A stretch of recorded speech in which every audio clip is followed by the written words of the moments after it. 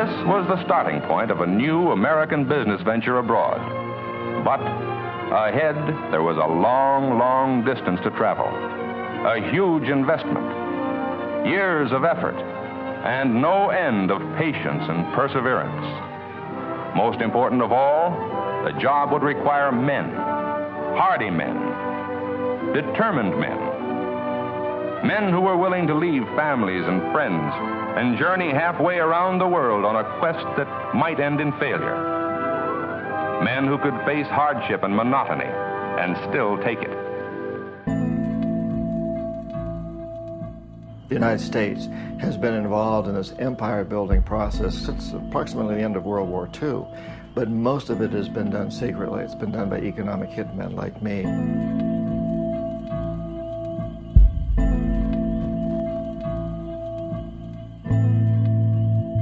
CIA agents don't call themselves spooks or spies, and they don't usually even call themselves CIA agents. They're the commercial attaché or the political attaché at a U.S. embassy or something. They get some other official title. It's not usually spy or even CIA agent. And it is the same with us. It's economic hitman is a generic term, and but it's not one that you don't put on your business card.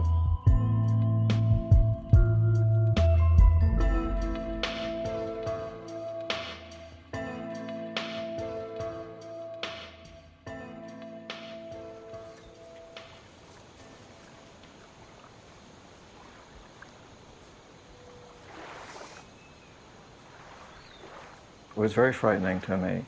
I knew that I was going up against strong forces. I saw jackals at work. There was always that question there, would this happen to me? I don't know how much longer I've got to live. Could be 20 more days, or it could be 20 more years. I needed to tell this story.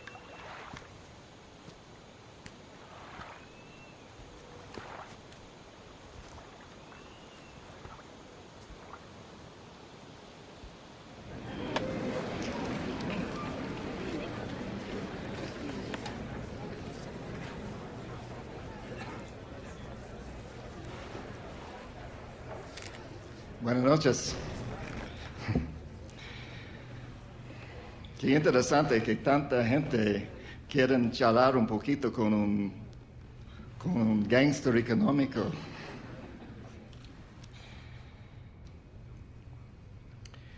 Bueno, empezamos.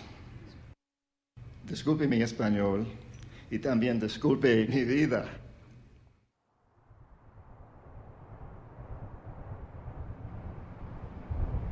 I was still in college.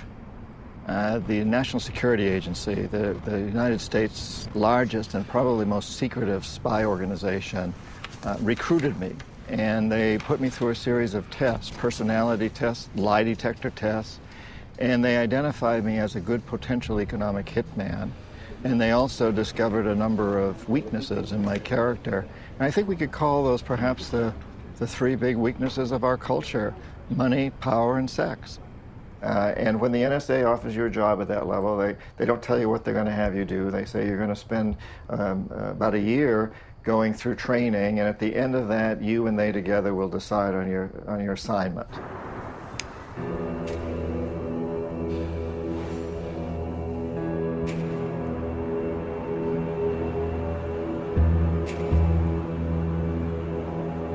I was at the Boston Public Library, which was right near the Charles T. Main offices where I worked, and I was doing research on some of the countries where I was working, and I was there looking for some information. I was having a difficult time finding some.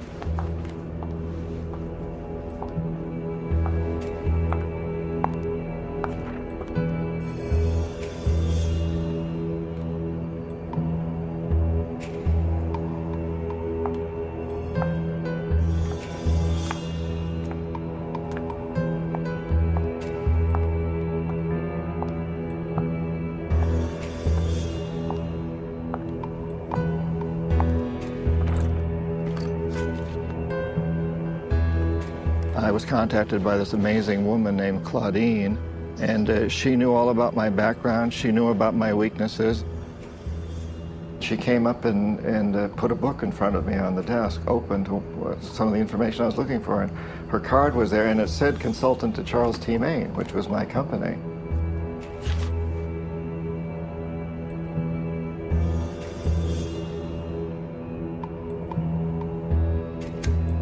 And she proceeded to teach me about what it was to be an economic hitman, and at the same time to kind of seduce me into accepting the role.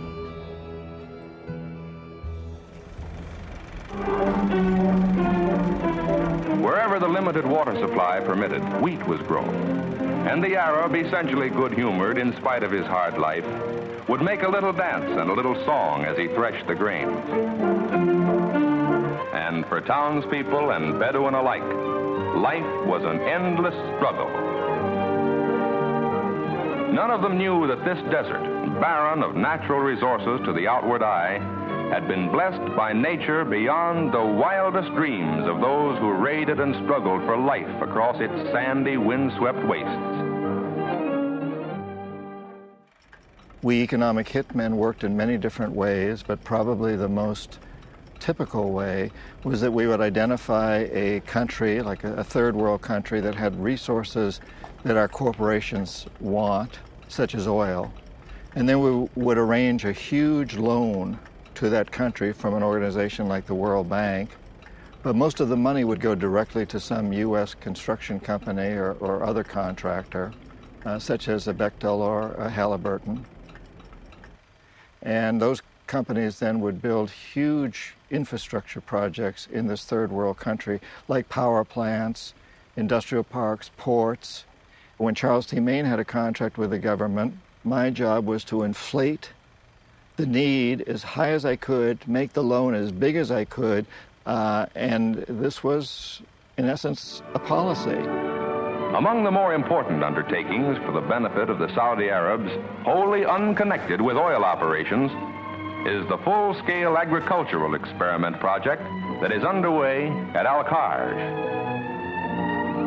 This irrigation canal, which the oil company helped the Saudi Arab government to build, is bringing water to an area of nearly 3,000 acres now under intensive cultivation. But the whole country would be stuck holding a huge debt, a debt so large that it couldn't possibly repay it.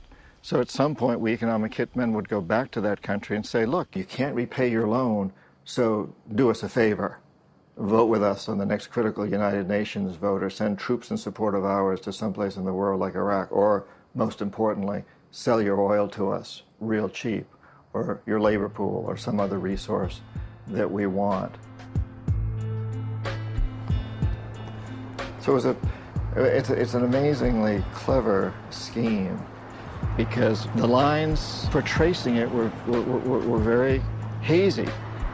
These private companies are paid by the government, but they're paid under these misleading contracts. So for instance, Charles T. Main is hired to do economic hitman work, but it's considered engineering feasibility studies or economic feasibility study, and there was no direct connection.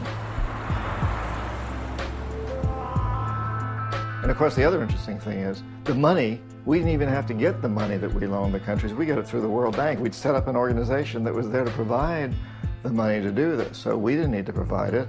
Our own government, the United States government, didn't have to provide it, except we'd provide some to the World Bank. So we didn't even have to put up the money. And in that way, we've managed in the last 30 or 40 years to build the world's first truly global empire. And we've done it primarily without the military, primarily through economic hitmen.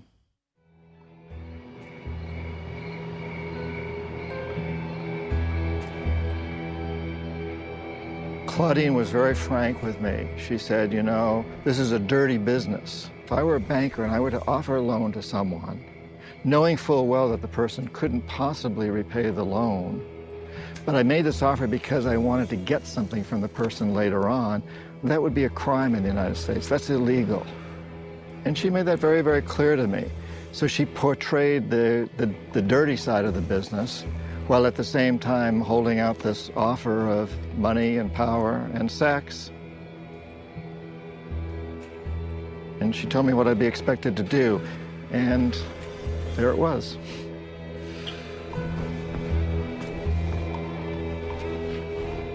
And she let me know that I shouldn't consider going into that work, even taking my first assignment, unless I was convinced that I was going to stick with it, because, as she put it, once you're in for life.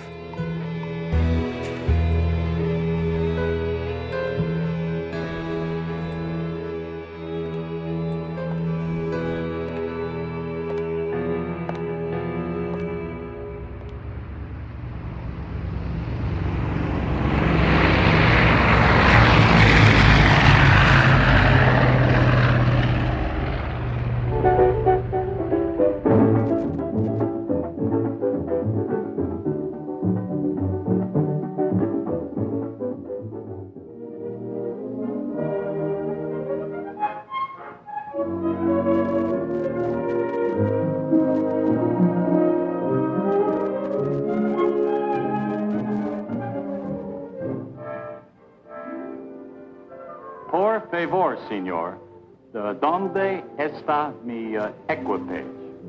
No comprendo, señor. Favor de pasar por aquí.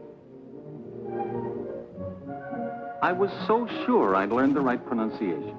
But when I tried my phrasebook Spanish at Maracaibo Airport, nobody could understand a word. It brought home what I was told in the briefing sessions by Creole. I'm starting work in a foreign country for an American oil company, and I'll have to learn its ways, just as Creole has. We each represent the United States here, in the eyes of the Venezuelans. If you work directly for the CIA or the National Security Agency or one of the other government organizations, as the original economic hitmen did, and if you were discovered doing what we do, the government would be culpable, and fingers would be pointed and said, this is U.S. policy. It's much easier to go out and hire someone who's been trained by our military or perhaps by our CIA, has all the qualifications, knows exactly what he is doing, but does not work directly for the government, works for a private company. So if that person is caught, it cannot be traced back to the government. My next letter will be from Lagunitas, because I leave for the oil fields tomorrow. Love to you and the boys. Jim. Where is Daddy, Mommy? Well, Jeff, I'll just show you. We're here in the United States. And Daddy is down here in Venezuela. I had the driver take me for a ride around Caracas.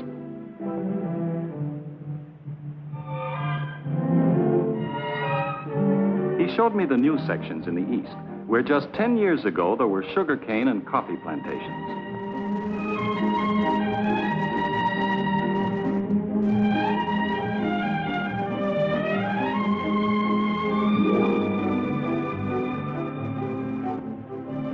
Some of the residential areas are almost futuristic. But others are so quiet and tranquil that you seem to be in another world. University City is one of the impressive sights of Caracas, another example of the prosperity oil has helped to bring to Venezuela. Every country in the world that has major supplies of oil has suffered. Oil is not a benefit for these countries. It's a benefit for a few of the very wealthy people at the top of the economic totem pole in these countries. You know, the whole theory of development lending is you borrow money from the World Bank, but then you'll invest in this wonderful dam or adopt these wonderful policies which will promote economic growth, which will easily pay back the loan and then more, so it's a good investment. But of course, this development lending doesn't work out. Huge parts of the world have been going backwards. I mean, you can look at sub-Saharan Africa, most of Latin America. It's been 2 lost decades. The people, in many ways, the 50 or 60% of the population of most Latin American countries are as poor as they've ever been, in some cases poorer. The Caraqueños are especially proud of their low-rent housing projects. Huge apartment buildings in clusters on the hillsides. We have nothing like them at home. In every one of these cities, you're probably going to find skyscrapers, and you're going to find a lot more people driving Mercedes-Benzes. But if you go into the poor sections, you're going to find it overwhelmingly worse in much more numbers.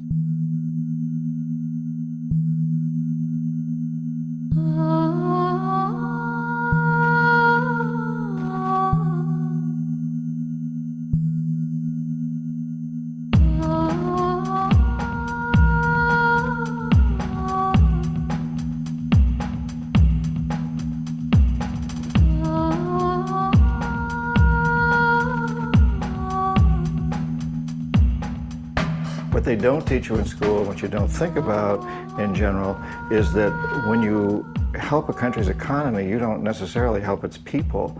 You sometimes only help a very few of the very rich at the top, and that's true throughout what we call the third world.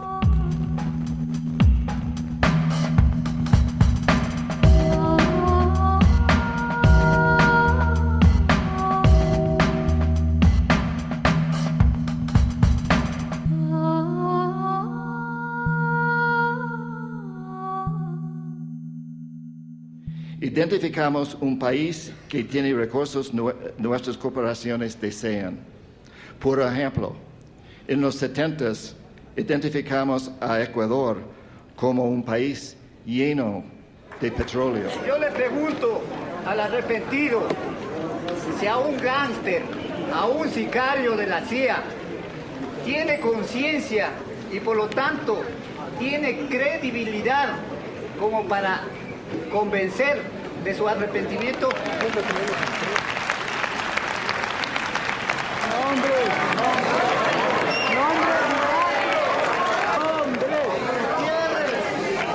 Nombres y datos concretos.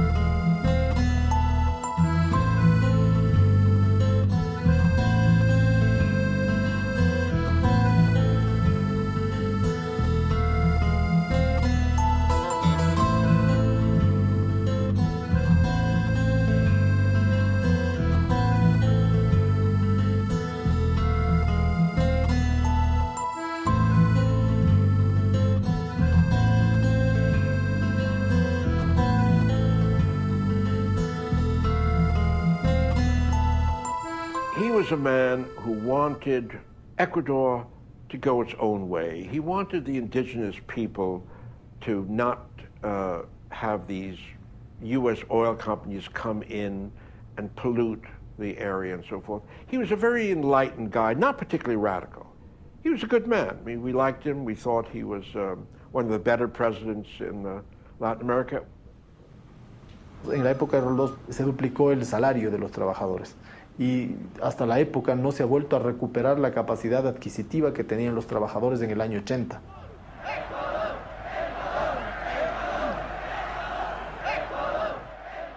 Mi papá siempre, cuando le preguntaban cómo quería ser recordado, si como un gran presidente, si como un hombre brillante, y él era un hombre brillante, extremadamente inteligente, él una vez respondió como un hombre bueno.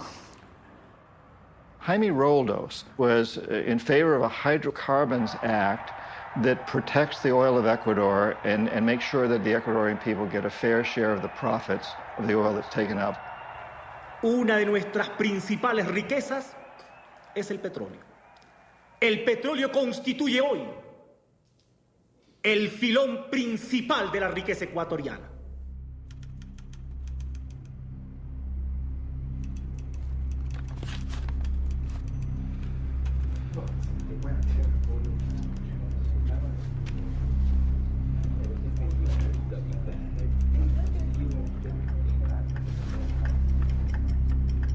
As soon as one of these presidents is elected, he's immediately visited by an economic hitman.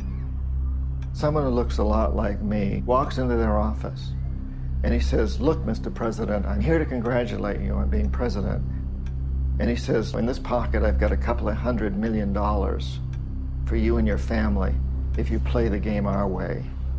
And in this pocket, I've got a gun to shoot you with if you decide to fulfill your campaign promises. The decision is yours. But I want to remind you, remember Salvador Allende? Remember Arbenz? Remember Patrice Lumumba? Remember. There's a whole list of them. And these presidents all know. They know what happened to those people. Anyone that went up against the corporatocracy either died or got taken out of office. So what would you do in a situation like that? You know, I think we all have to ask ourselves, what would I do if I was in that situation? It's very, very difficult. Definitivamente, si uno ve los últimos meses de su mandato, Básicamente, desde enero, fundamentalmente, encuentra muchos hitos de presión, ¿no? Constantemente parece que recibía amenazas, recibía papeles que simplemente leía, rompía y tiraba, ¿no? Y aparentemente eran muchas amenazas contra ellos. Mi mamá estaba preocupada.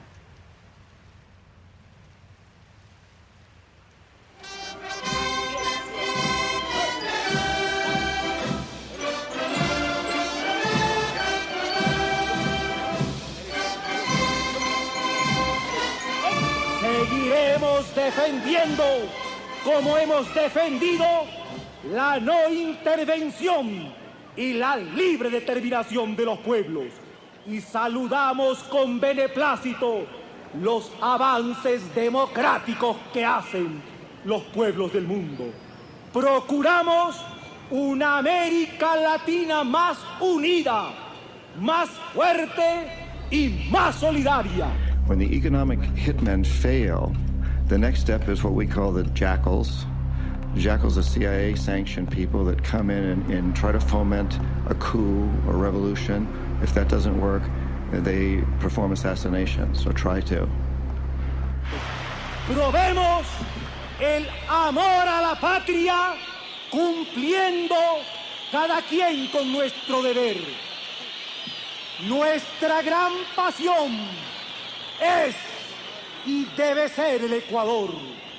Nuestra gran pasión, oídeme, es y debe ser el Ecuador. ¡Viva la patria!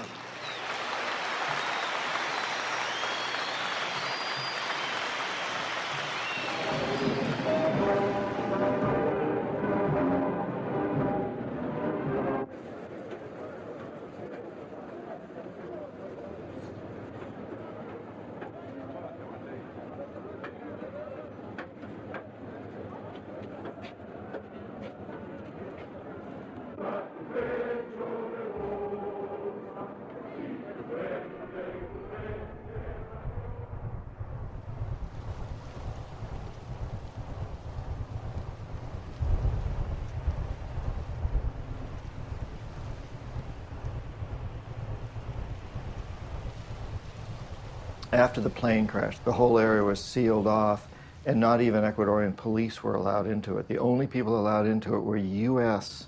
military personnel and some very higher echelon Ecuadorian military personnel. Local police officers were not allowed in. A couple of very, very key people who were going to testify during the hearings later that it was an assassination died in car crashes in Ecuador. These are Ecuadorians. Hubo mucha prisa por parte del gobierno que asumió el mando de cerrar el caso. Se hizo un informe en menos de una semana. Una semana. Y en una semana tenían listo el informe y dijeron que era un accidente. Realmente fue una pantomima.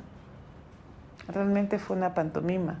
Arrebatarnos a sus hijos, arrebatarnos a su familia, arrebatarle a todo el país la posibilidad de enfrentar la verdad de qué es lo que realmente había sucedido. Y creo que eso es una de las peores cosas que le pueden hacer a uno. Arrebatarle, ¿no? Porque no hay cierre posible. Porque siempre está presente, de alguna manera. Para mí siempre hay una duda, o sea, yo siempre quisiera saber más, quisiera saber qué pasó.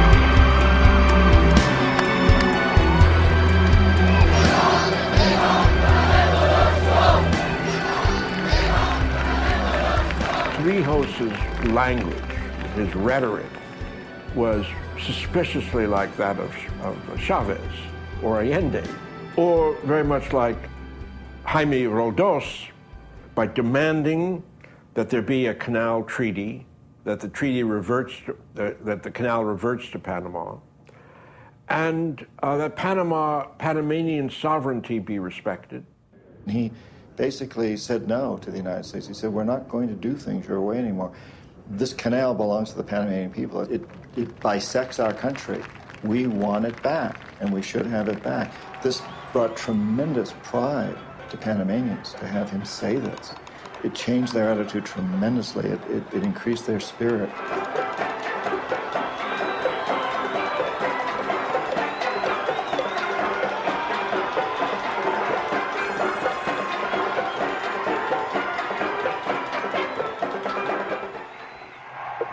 The 50,000 Americans here and the Canal Zone have always been emotional issues in Panama.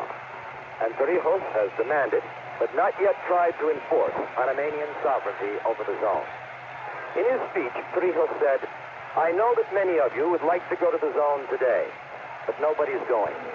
Let's wait and see how negotiation works. We have a sole recourse if our talks with the United States fail, the Panamanian strongman added.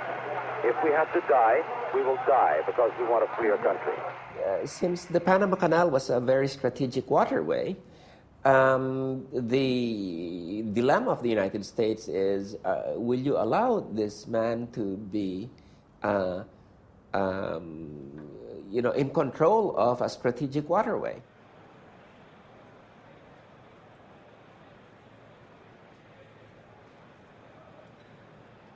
Torrijos is a friend and ally of Castro, and like him is pro-communist. He threatens sabotage and guerrilla attacks on our installations if we don't yield to his demands. Well, the Canal Zone is not a colonial possession. It is not a long-term lease. It is sovereign United States territory, every bit the same as Alaska and all the states that were carved from the Louisiana Purchase. We should end those negotiations and tell the general, we bought it, we paid for it, we built it, and we intend to keep it.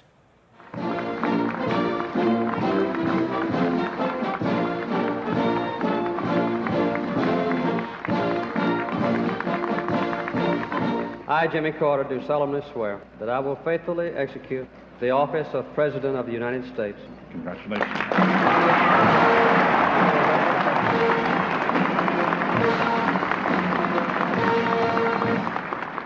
I was sent into Panama to bring Omar Torrijos around, to bring him into our system. And he refused to do that. He said, look, I know if I play your game, he told me directly, if I play your game, I'll become very rich. But that's not what interests me. I want to help my poor people.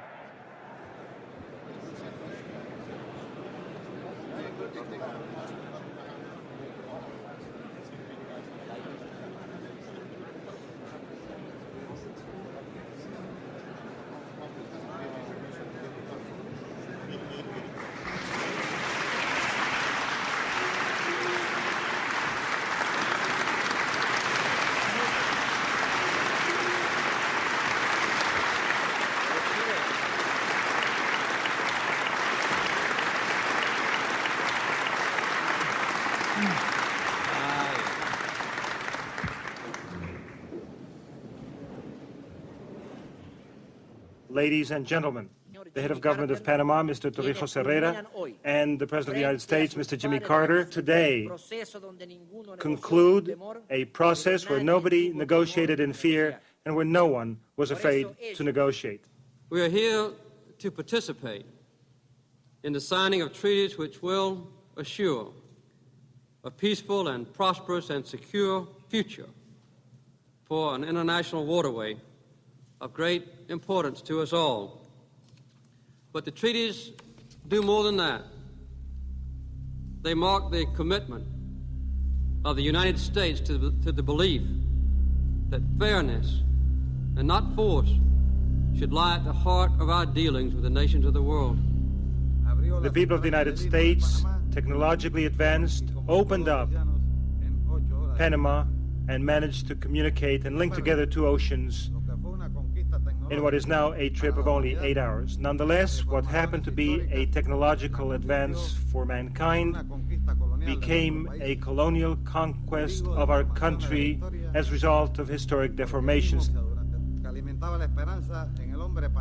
What made Panamanians hopeful and what strengthened Panamanians' patience was the firm conviction that the American people are not a colonialist people. It was a terrible burden for me that I knew that if I didn't really want to corrupt Torrijos because I'd admired his courage and his honesty and his determination to help his poor people. I admired that. On the other hand, it was my job to corrupt him, and I felt that if I didn't corrupt him, then the jackals would come in and something much worse would happen to him. My presence here, together with the leaders and statesmen of this hemisphere, represents the conclusion of many struggles on the part of many generations of Panamanian patriots.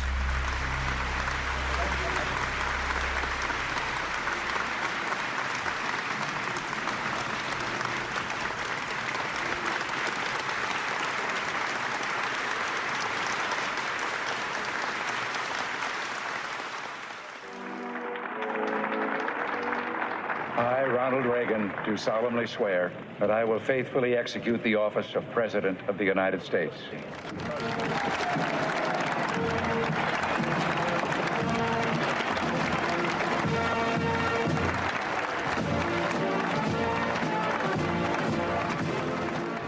Todo el clima político cambió en América Latina.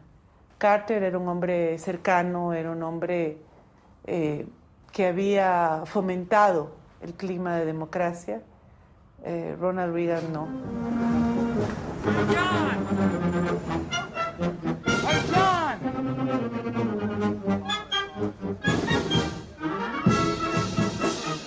You, the men and women of the CIA, are the eyes and ears of the free world. You are the tripwire across which the forces of repression and tyranny must stumble in their quest for global domination. Yo creo que él estaba preocupado. Yo creo que la muerte de mi padre lo preocupó mucho, fue una especie de aviso. Y de hecho, un poco su familia dice que justamente Torrijos en cambio les dijo, ¿saben qué? O sea, si ya me matan, mejor déjenlo ahí. No arriesguen más, no se vayan a arriesgar.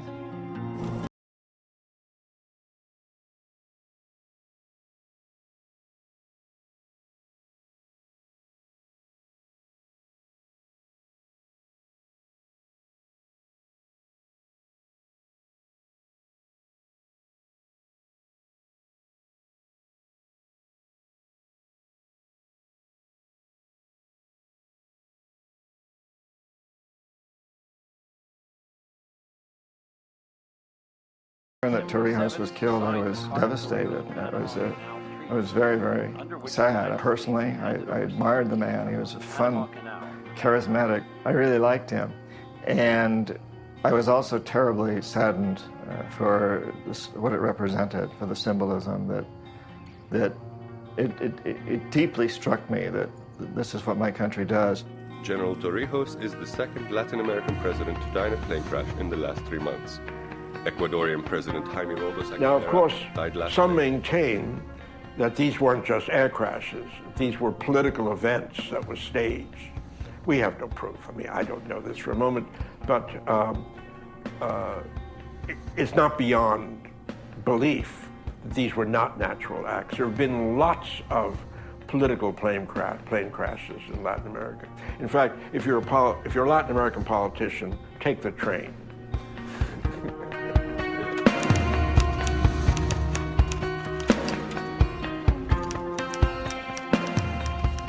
From the beginning of my tenure as an economic hitman, it bothered my conscience. And I was very torn. Up to that point, I'd lived a good life. I'd traveled first class all the time, but I'd reached a point where I could no longer justify this. I knew what we were doing was absolutely wrong. It was not to the best interests of humanity. It was not to the best interests of the future of the United States. It was totally contrary to those things, and I'd really begun to accept that.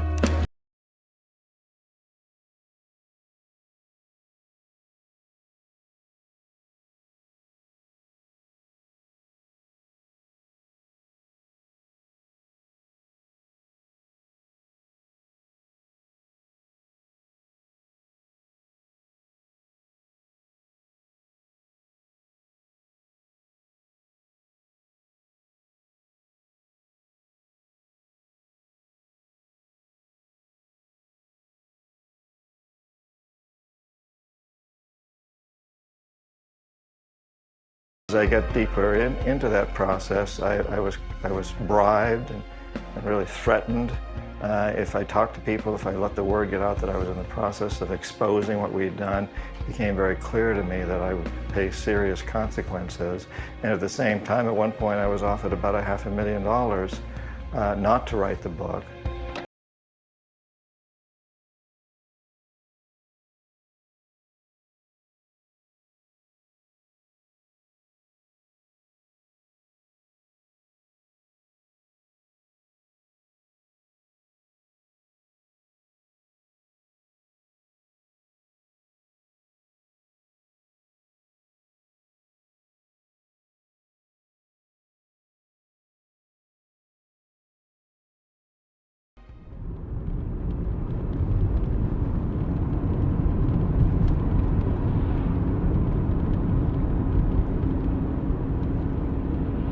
Being back in Ecuador for me is a mixture of feelings.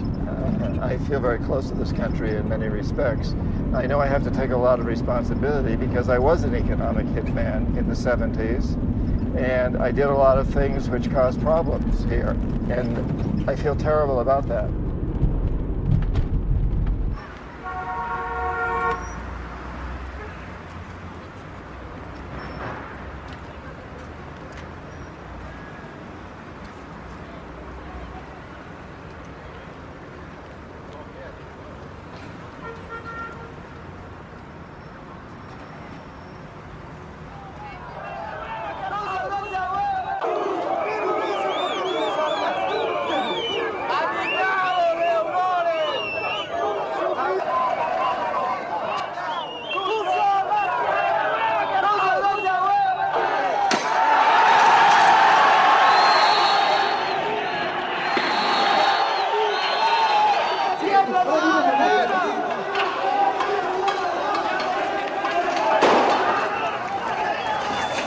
Hubo gente que hizo sus carreras políticas sobre los cadáveres de mi padre. Se barrían los cadáveres debajo de la alfombra por la gobernabilidad. Y hemos llegado a un país que es ingobernable en los últimos años. The fact that we took Roldos out served an incredible notice on any future presidents of Ecuador. So when the economic hitmen go in and say, here's a couple of $100 million for you and your family, or if you don't take that, here's a bullet.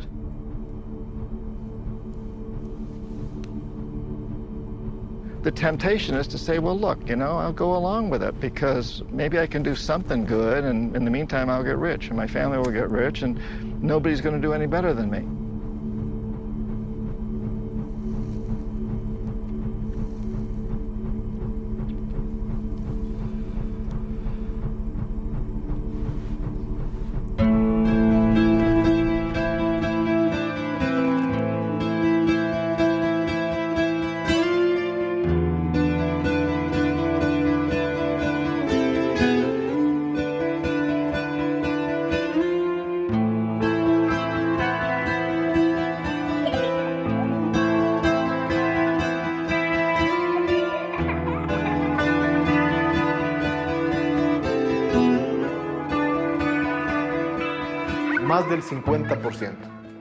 Más del 50% del presupuesto se orientaba al pago de la deuda externa. Durante todo ese periodo fue una espada de Damocles. Fue el chantaje continuo con el que los organismos impusieron las políticas, organismos internacionales, me refiero al Fondo Monetario, el Banco Mundial, impusieron políticas muy antipopulares.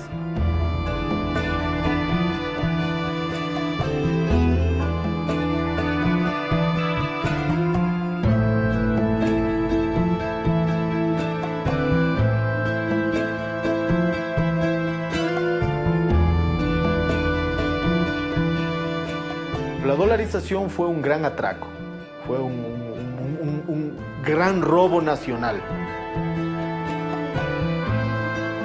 Primeramente, quiero decirles que agradezco la oportunidad de estar aquí hablando con ustedes, con todos ustedes. Vengo con el mayor de los respetos por el liderazgo que el Ecuador está teniendo en el proceso democrático. ¡Abajo, agente de la CIA.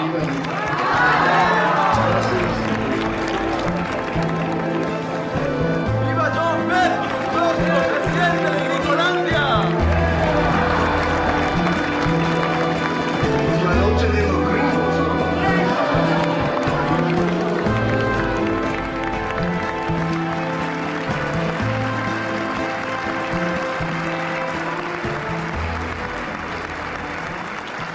Compañeros, les pido silencio. Desde la Segunda Guerra Mundial, los sicarios económicos han creado un imperio global. There's a big, wide, wonderful world of new forms, beauty proportioned for you forms, oh beautiful, wonderful, beautiful, wonderful, beautiful, wonderful new world of forms.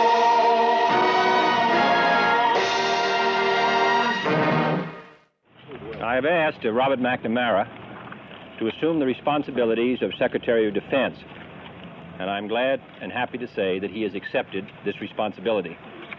Mr. McNamara leaves the presidency of the Ford Company at great personal sacrifice. What do you believe that will cost you, sir? More than I like to say. There will be profits foregone of approximately $3 million during the next 3 to 4 years. Robert McNamara was a very, very significant player in all of this. And of course, in a way, he represents the corporatocracy because the corporatocracy is composed of 3 pillars: the heads of big corporations, the heads of big banks, and the heads of government. McNamara represents it from the fact that he was president of Ford Motor Company, private sector, big corporation, and then he became Secretary of Defense under Kennedy and Johnson. This is Pleiku, 250 miles north of Saigon, the air base that was ripped by Vietnamese communist guerrillas. 108 men were wounded in the guerrilla attack, 79 of them seriously.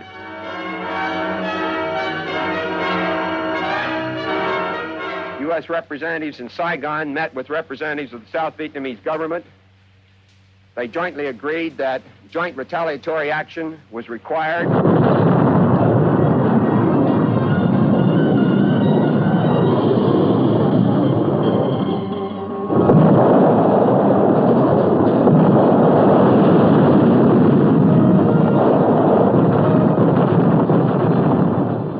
The Viet Cong, the communists, have lost 89,000 men killed in South Vietnam. Thousands of demonstrators opposed to the Vietnam War assembled in the nation's capital for a mass protest. For the most part orderly, minor scuffles did occur between the demonstrators and hecklers. Robert McNamara, when he was Secretary of Defense, was there during a great deal of the Vietnam War. And he saw the futility of trying to expand empire through the military.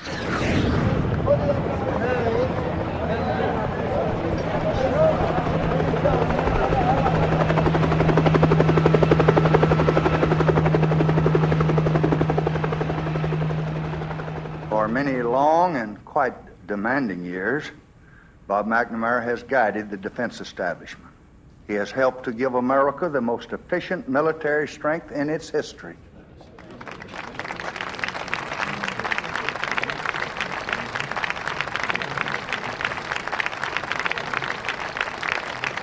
In this intensely loyal, brilliant, and good man, America is giving to the world, and if I may be personal, I am giving the world the very best that we have to win the most important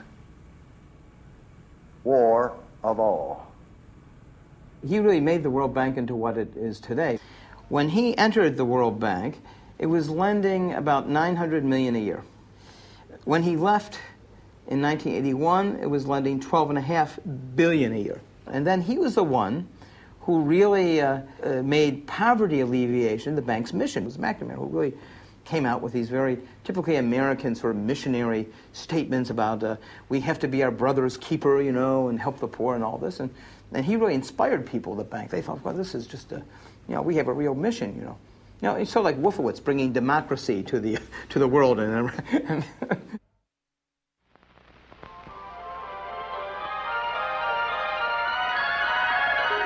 You are about to know the thrill of seeing that which has never been seen before.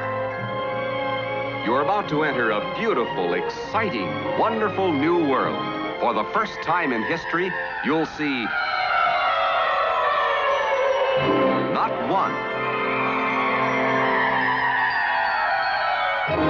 not two,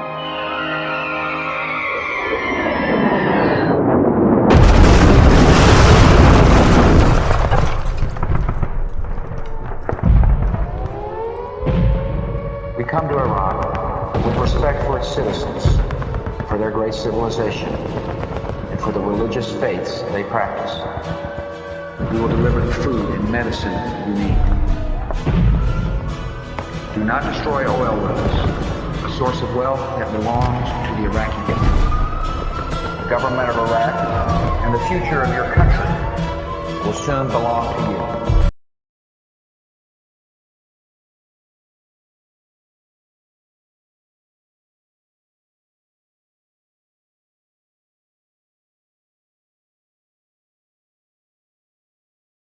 We provided Saddam Hussein with a great deal of money and weapons. In fact, we brought Saddam Hussein into power. We lent him billions of dollars.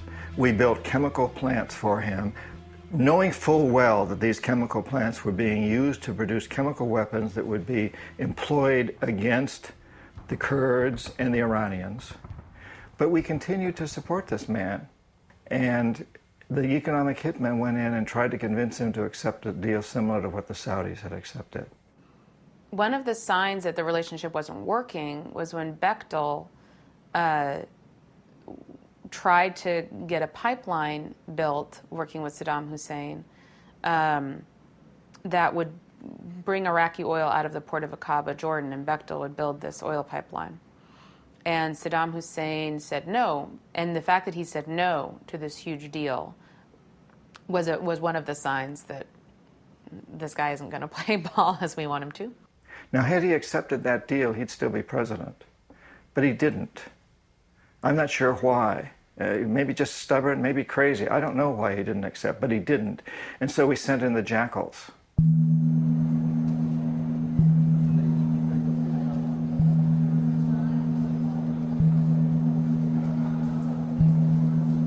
We had a series of CIA teams. I was head of one of them to go in and actually see if we could do a coup d'etat. When we went in, we walked across the border.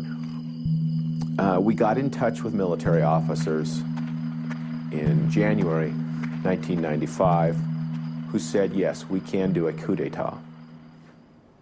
The plan went forward, and the plan included taking a tank company, surrounding Saddam's residence in Auschwitz, a small city, forcing him to resign, arresting him or killing him. But it didn't work. Assassinating Saddam was a big risk.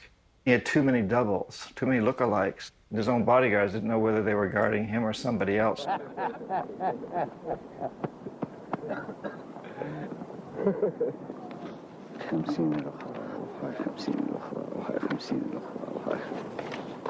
شكرا أشكر الدولة زنكين. And so we sent the military in, the last resort. You got the economic hitmen. When they fail, the jackals go in. If they fail too, then as a last resort, we send in the military.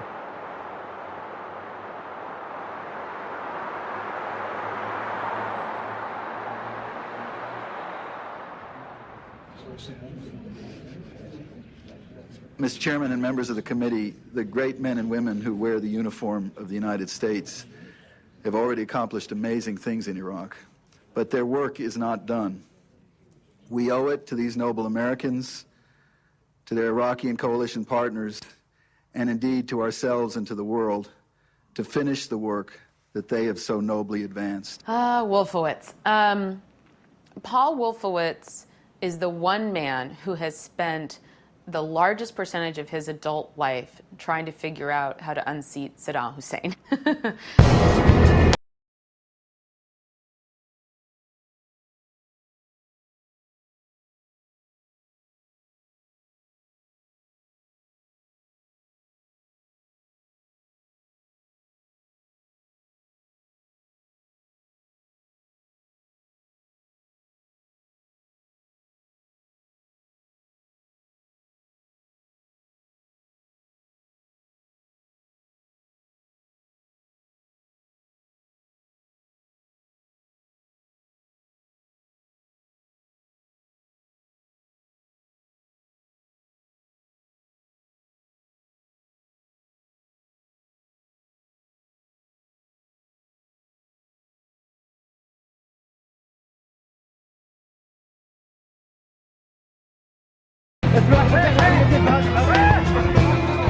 So we sent in the military, and we did take him out.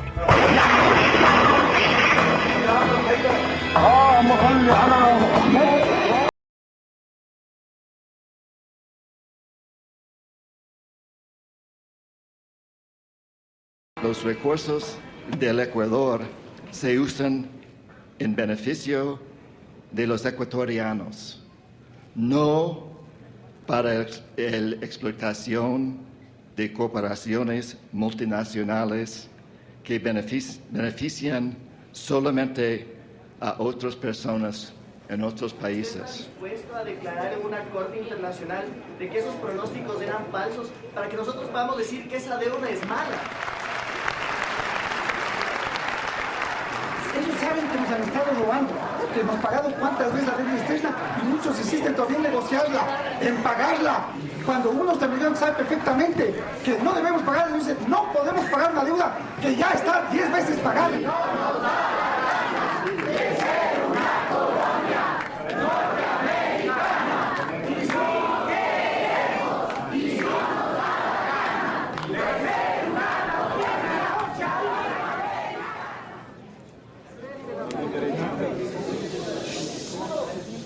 Sin embargo, el país tiene una deuda grande, muy grande, tan grande que no puede pagarlo. Esto es una parte del plan. Esto es lo que pasó en Irak. It is a fallacy to say that there was no post-invasion plan for Iraq. There was a very clear plan. It was an economic plan to restructure the economy so that it would be switched from an economy that was essentially closed to foreign corporate access to one that was sort of a dream work of foreign corporate access.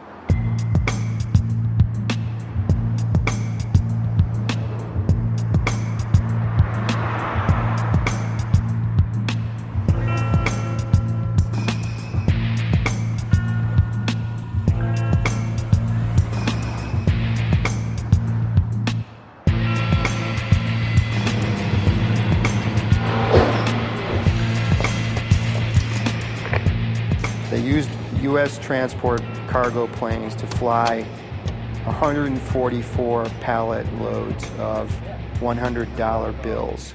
Tons of American cash were flown over there.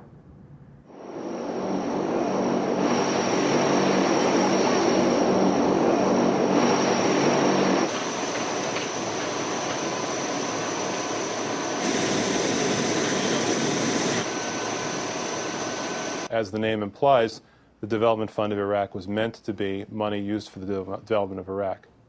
We, the Coalition Provisional Authority, that was the sovereign government for Iraq, held those Iraqi funds in trust for the Iraqi people.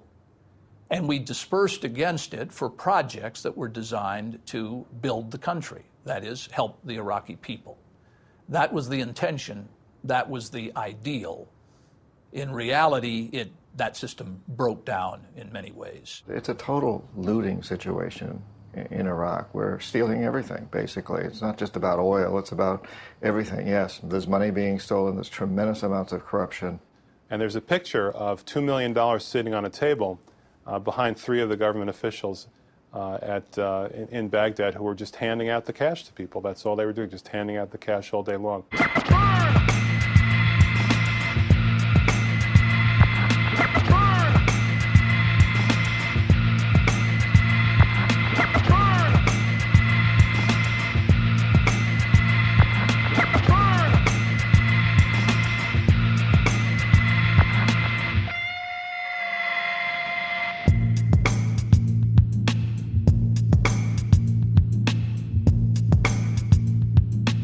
We had brand new $100 bills, all in shrink wrap. They come in bricks of $100,000. And they took 1,000 $100 bills and they wrapped it in cellophane and they tossed it back and forth to each other like a football. They would pass it back and forth to each other. Well, I played with it. The shrink wrap, it's about like that in size, so it's sort of a small football. And so we had fun with the bricks in our office, passing the $100,000 brick, catching it, scoring a touchdown. So we played a small game of football with the cash while we were waiting for it to be picked up. شردوهم ضيقوا الدنيا عليهم واقهروهم الله أكبر الله أكبر الله أكبر الله أكبر الله أكبر الله أكبر والعزة لله الله أكبر.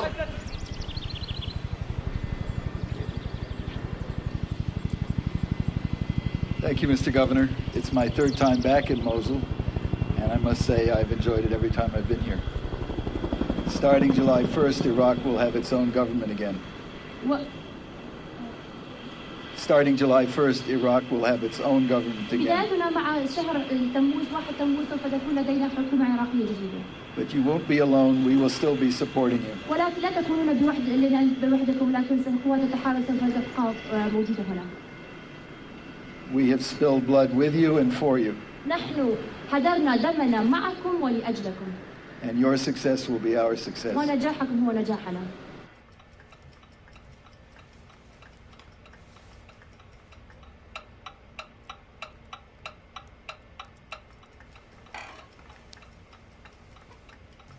In June of 2004, there was a frantic rush to spend money. So you literally had people pleading, sending emails to each other saying, is there anybody who needs some money? I've got some money to give away. What kind of projects do you have that I can send some money to?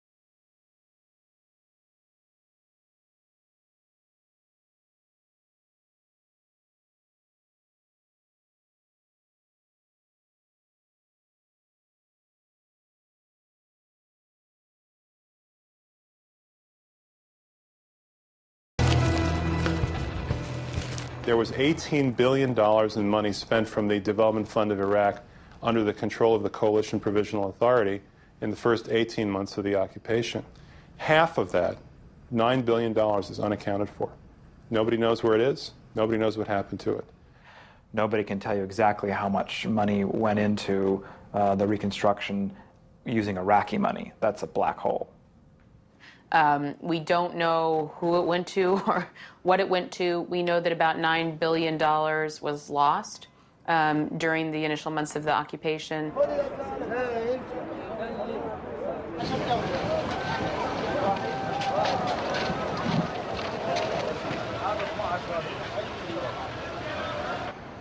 They've essentially done what the U.S. tries to do through the World Bank, which is to restructure economies in a way that favors the interests of multinational corporations. That's the game. Here, they've taken off the velvet glove and used the iron fist in a way that is much more blatant and obvious to anybody who cares to pay attention. Are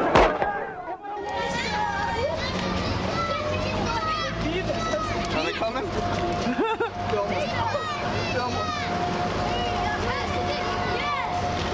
You getting it? You want some water? Water? Mike? Come on, keep running. Here.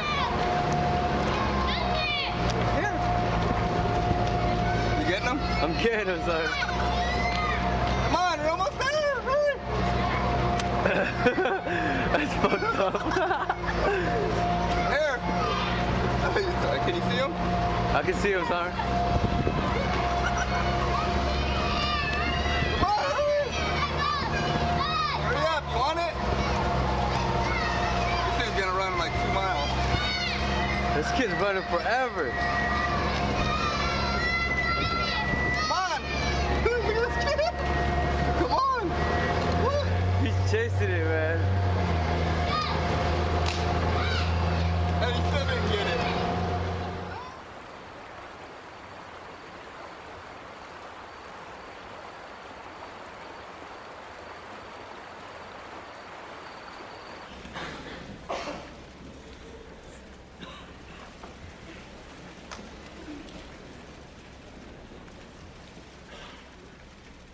I appreciate the world leaders taking my phone calls as I explained to them why I think Paul will be a strong president of the World Bank.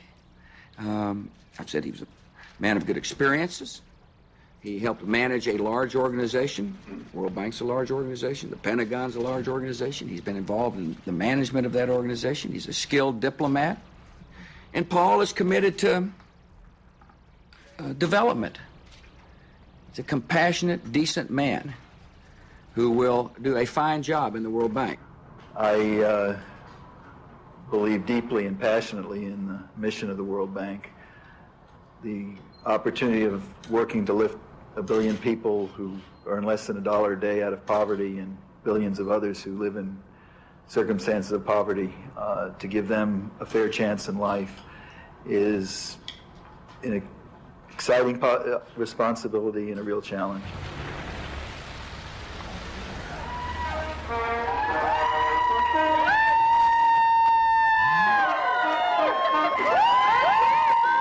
We'd like a few words with our winner tonight. So, Wolfowitz, do you feel you deserve this victory?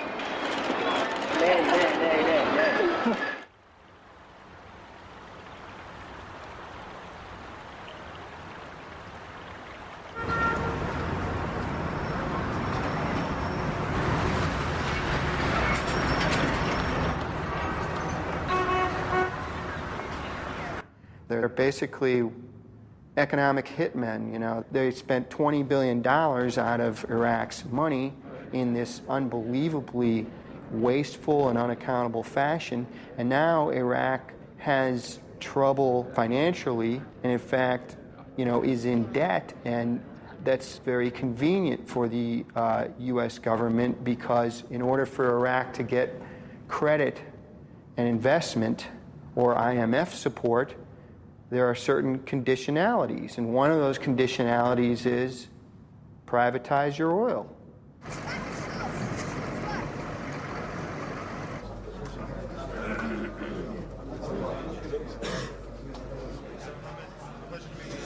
The International Monetary Fund signed an agreement with the Iraqi government in December 2005 for the cancellation of part of Iraq's external debt.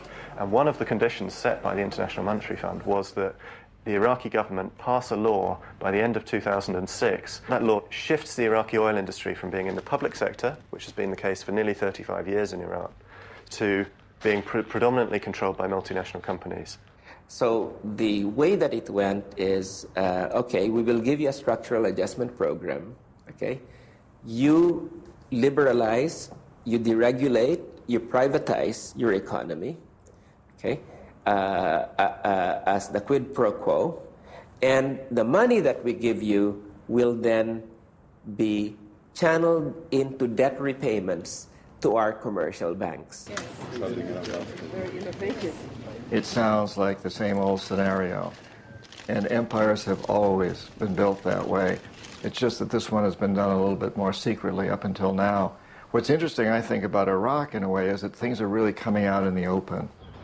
Do you, Pentagon, promise to make war without end on countries that defy the civilized world by refusing to integrate with the global market economy? I do. Do you, World Bank, promise to continue forever and ever with policies such as water privatization, free trade, and labor deregulation? I do, most definitely. With the power vested in me by the President of the United States and by the U.S. Treasury and Defense Departments, I now pronounce Pentagon and World Bank husband and wife. May the invisible hand of the free market bless their union. You may invade, dictate, and impoverish now.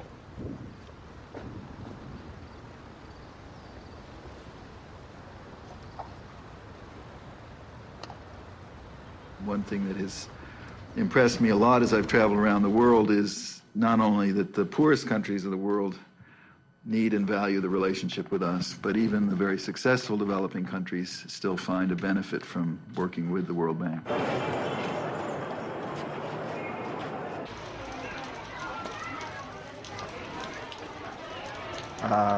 You can go to places like Bolivia or Nigeria or Indonesia. You can go all over the world to very poor countries, and you can talk to people who may be illiterate, can't even read the newspapers, but they know that their country has just accepted a huge loan from the World Bank, and they can look and see that big American corporations are in there building huge projects, power plants, and they know the electricity is not going to come to their little cardboard shacks on the canals of Jakarta, Indonesia, or to their little campesino farms in the countryside of Colombia or Bolivia or Ecuador. They know they're not going to benefit.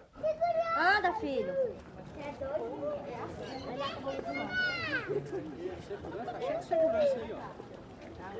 Certain things are really very simple and very clear. It's very clear and simple that the purpose of this is poverty reduction.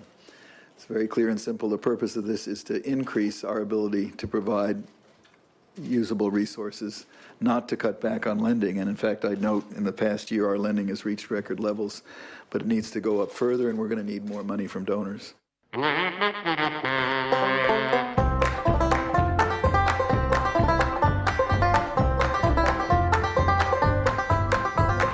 Said he'd be true to the mission, that hunger and want should end. And as all Afghans know, he's a man of his word, on that we can depend. So be prepared for prosperity, it's coming to your door, cause there will be no poverty once we kill off all the poor. Last week he was bombing cities, now he's a financier. Pay your debts or say goodbye, Paul Wolfowitz is here. He'll lead us to freedom, and we will be so glad, just like those shoppers in that market in downtown Baghdad. Last week he was bombing cities, now he's a financier. Pay your debts or say goodbye, Paul Wolfowitz is here.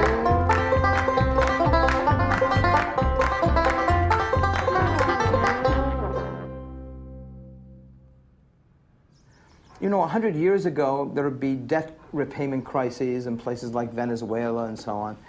And the US and Germany and France would send in gunboats to collect the debt.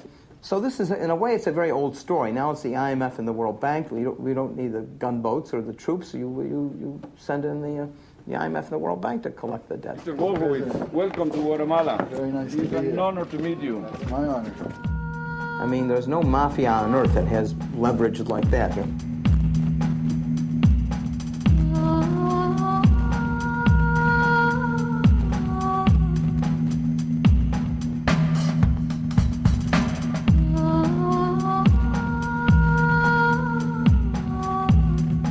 We looked at Saudi Arabia as our biggest success as economic hitmen, and probably the one that, in the long run, has had the most impact on world history for a long time. The king sees the oil development as the greatest single means to modernize his country and improve the living standards of his people. The Navy has said that Saudi Arabian oil is one of its most important strategic sources of supply.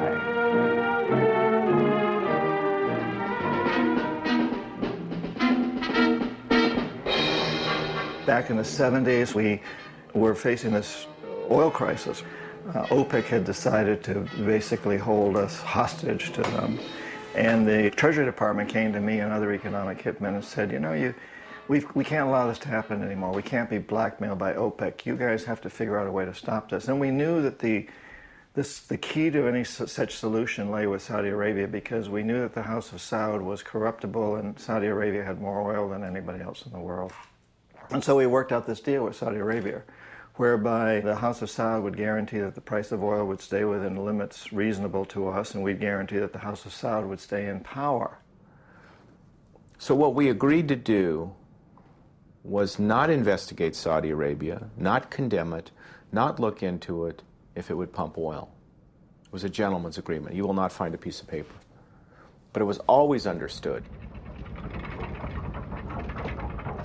Now, in the case of Saudi Arabia, in the long run, there was what we call blowback. It's a CIA term. It means that a policy that you think has worked to your advantage ultimately blows back in your face. If 15 of the suicide bombers on 9/11 were Saudis, right?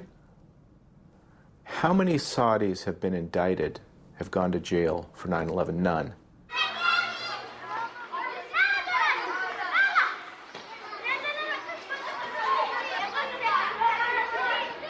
يا بني فإن شرعة ربنا بجهاد أبناء العقيدة تنتصر. لن ينصر الإسلام أن تبقى هنا. لن ينصر الإسلام أن تبقى هنا. There's so much resentment, there's so much blowback in the world around this empire that the United States and its allies have managed to build in the last 3 or 4 decades. Monotony and poverty were the common lot. But in their abiding faith, they found solace. For religion is not worn like a cloak in the Arab land. It is a vital part of every good Muslim's life. Muhammad united the Arabs, purified their customs, bound them into one people, and filled them with a great faith. 5 times a day, even the humblest Arab stops his work, faces Mecca, and intones the sacred words of the Quran. La ilaha illallah wa Muhammad Rasulullah.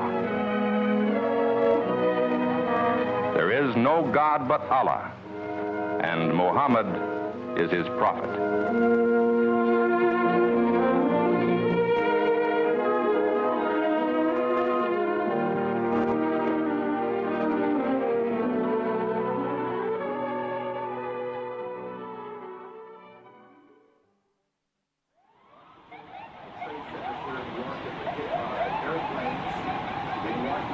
Oh my God! Oh my God!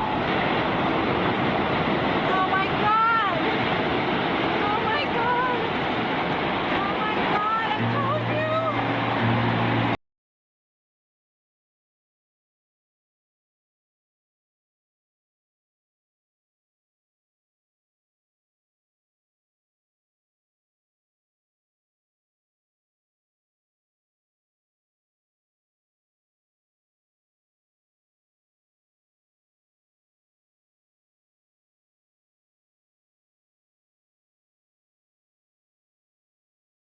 And as I stood there, this pit was still smoldering, and you could still smell burning human flesh. And I was greatly moved by this experience. And as I stood there looking into that terrible pit, I realized that I had to take responsibility for what was going on, that while Osama bin Laden may be a mass murderer who should be brought to justice, the fact of the matter is a great deal of the world looks at him as a hero. So it was very clear to me on that day that I stood there looking down into that terrible pit where the World Trade Centers had once stood, that I needed to tell this story, that I needed to come clean on what we've done in the past 50 years since World War II. And I realized that the American people did not understand why someone had done what it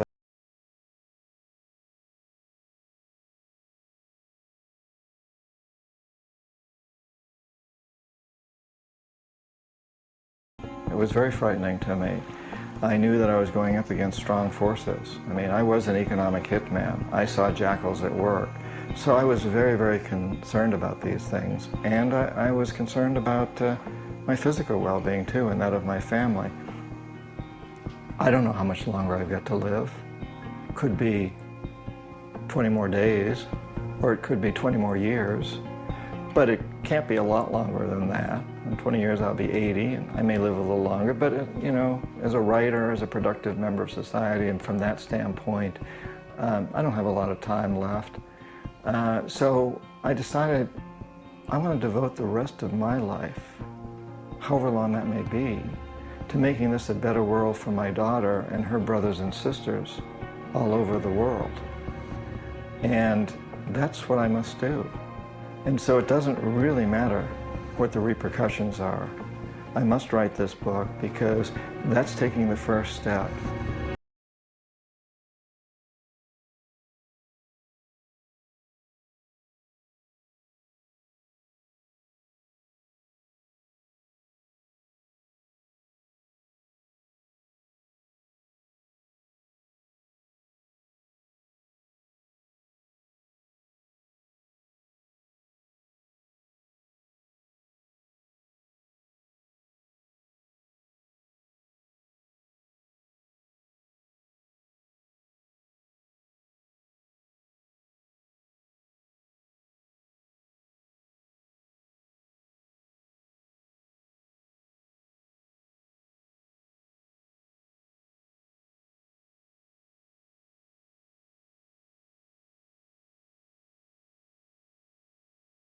I was working in Panama with Omar Torrijos as an economic hitman. At the same time with your father, he was very nationalistic and a real populist, and he basically said no to the United States. He said, we're not going to do things your way anymore, which was rather shocking, I think, to Washington.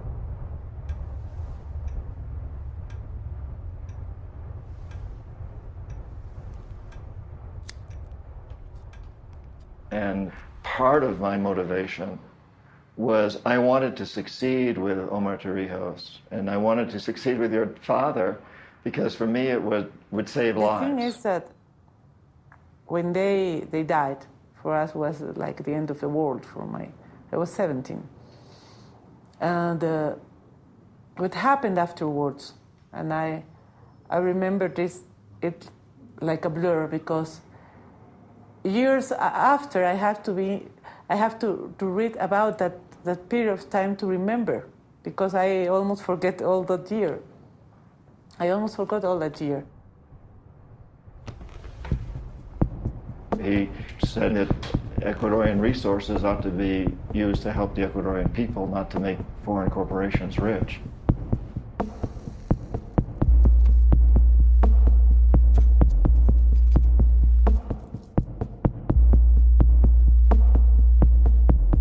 And so we sent the jackals in to assassinate him.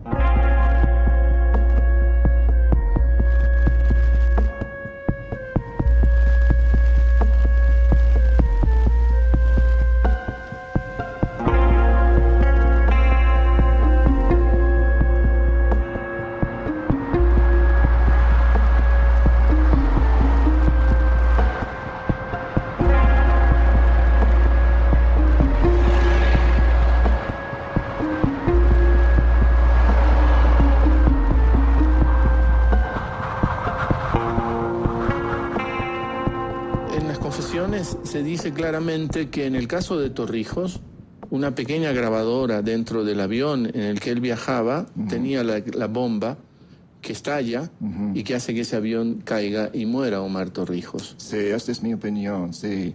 Y también yo creo que casi algo parecido pasó con Jaime Roldós. Es John Perkins, lo reitero, Confesiones de un sicario económico. Esta noche en el Teatro Prometeo, a las 7 de la noche, ahí en la Casa de la Cultura. ¿Conoces ya el Prometeo, John? No, nunca he estado. Es absolutamente circular. Es como los teatros griegos. Tú vas a estar rodeado de público. Entonces el público desde todos los ángulos te va a poder ver. Muy bien. Que también es simbólico. No vas a poder ocultar nada. Te vas a someter a otro detector de mentiras. Muy bien.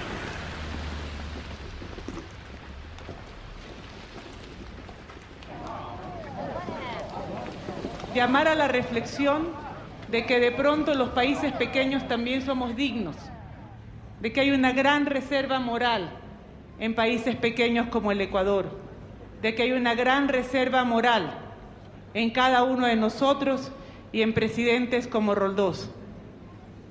A mí aún me es difícil hablar de la muerte de mis padres, y en este momento sí, y aquí en este lugar sí, son como la hija de Jaime y Marta. Oyendo a estas palabras de Marta Roldós, me puso mucha emoción en mi corazón. Tengo que pensar un momento. Aquí en Quito cayó el imperio incaico. Aquí en Quito empezó la caída del imperio español. Y aquí en Quito, el Ecuador, caerá también el imperio norteamericano.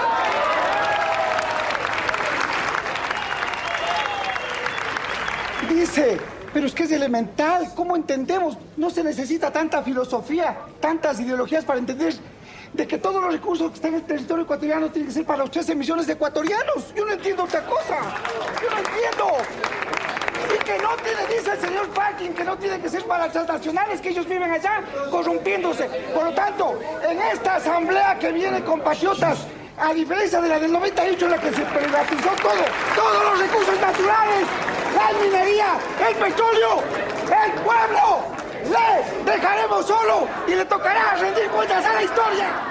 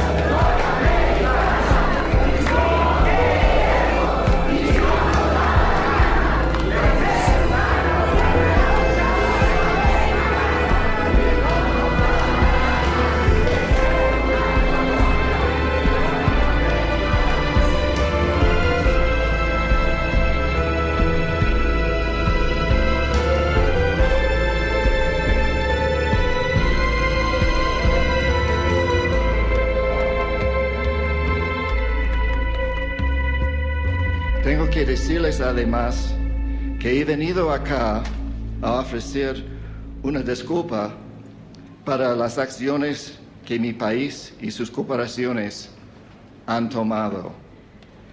Debo aceptar mi responsabilidad personal por algunos de estos actos. Por todo esto, quiero disculparme.